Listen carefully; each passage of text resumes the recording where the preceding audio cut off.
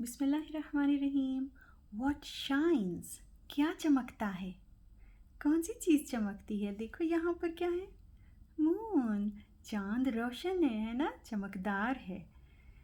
आपको और कौन सी चीज़ें पता है जो चमकती हैं, शाइन करती हैं?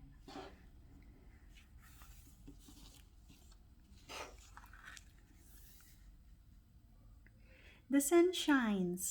सूरज चमकता है। A flashlight shines. टॉर्च चमकती है, रोशनी देती है ना? The moon shines. चांद चमकता है। A dime shines.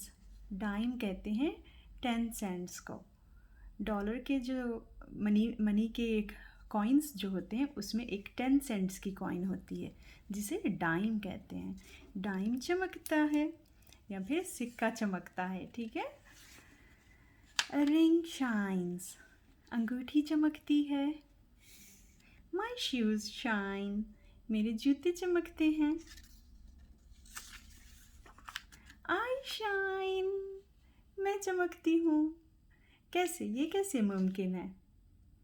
आपको आइडिया है इस बारे में कुछ?